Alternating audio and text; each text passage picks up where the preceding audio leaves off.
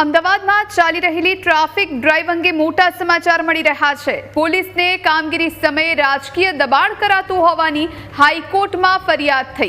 અમારા અધિકારી કામ કરે છે તેમને રોકવામાં આવી રહ્યા છે। ડીસીપી કક્ષાના અધિકારી વિરુદ્ધ સોશિયલ મીડિયામાં વાતો ફેલાવવામાં આવી રહી છે તેમ પણ સરકાર દ્વારા કહેવામાં આવ્યું છે। અધિકારીઓ વિરુદ્ધ પ્રેસ કોન્ફરન્સ કરવામાં આવી રહી હોવાની પણ સરકારી વકીલે રજૂઆત કરી છે। ગુજરાત હાઈકોર્ટે આવા તત્વો સામે નારાજગી વ્યક્ત કરી।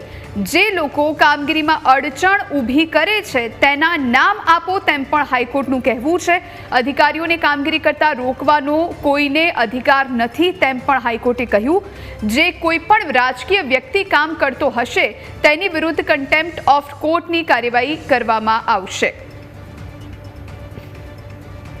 आज विषय વધુ જાણકારી માટે સંવાદદાતા જયેશ ચૌહાણ આપણી સાથે લાઈવ જોડાયા છે। જયેશ, અમદાવાદમાં ટ્રાફિક ડ્રાઈવ ચાલી રહી છે, મોટી કાર્યવાહી થઈ રહી છે, લોકોને દંડવામાં આવી રહ્યા છે અને એવામાં કેટલાક લોકો અડચણ ઊભી કરી રહ્યા હોવાની વાત સામે આવી છે। શું જાણકારી હાઈકોર્ટે શું કહ્યું? જોઈ ગુજરાત હાઈકોર્ટમાં ટ્રાફિકના જે નિયમોનો ભંગ થઈ રહ્યો છે તેની સાથે જે રોંગ સાઈડે ડ્રાઇવિંગ થઈ રહ્યું છે તેને લઈને હાઈકોર્ટના જે હુકમો છે તે હુકમોના પાલન ન કરવા બદલ કોર્ટ ઓફ કન્ટેમ્પ્ટની અરજી છે તેના ઉપર સુનાવણી દર અઠવાડિયે બુધવારે ચાલતી હોય છે ને એ જ દરમિયાન આજે પણ સુનાવણી છે તે ચાલી રહી હતી ને દરમિયાન સરકારી વકીલ GH વિર્ક દ્વારા એ વાત ગુજરાત હાઈકોર્ટના ધ્યાન પર મૂકવામાં આવી છે કે કેટલાક રાજકીય લોકો છે તે આ જે ટ્રાફિક ડ્રાઈવ ચાલી રહી છે તેમાં અડચણ છે તે ઊભી કરી રહ્યા છે ને ગત અઠવાડિયાનું એક ઉદાહરણ છે તે ગુજરાત હાઈકોર્ટ સમક્ષ પણ રાખવામાં આવ્યું કે જ્યાં પંચવટી સર્કલ નજીક ટ્રાફિકના અધિકારીઓ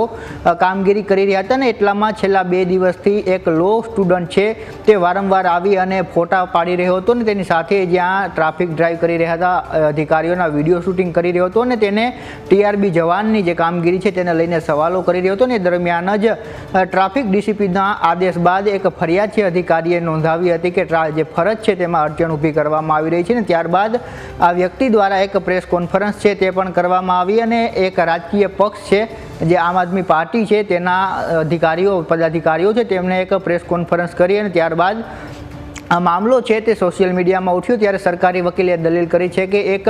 માહોલ છે તે ટ્રાફિક ડીસીપીની વિરુદ્ધમાં બનાવવામાં આવી રહ્યો છે, નેગેટિવ પ્રચાર છે તે અધિકારી વિરુદ્ધ કરવામાં આવી રહ્યો છે। ત્યારે હાઈકોર્ટે આ જે પ્રક્રિયા સમગ્ર હાથ ધરવામાં આવી હતી તેને લઈને નારાજગી વ્યક્ત કરી અને સાથે વાત પણ કરી કે આવા તત્વો સામે કડક છે તે કાર્યવાહી કરવામાં આવશે કારણ કે ગુજરાત હાઈકોર્ટે ટ્રાફિક નિયમન માટે કડક અમલવારી કરવા માટે આદેશ આપ્યો છે ને તે આદેશનું પાલન ટ્રાફિકના અધિકારીઓ કરી રહ્યા છે ત્યારે આવા તત્વો સામે સખત પગલાં લેવામાં આવશે એ વાત પણ કરવામાં આવી। સાથે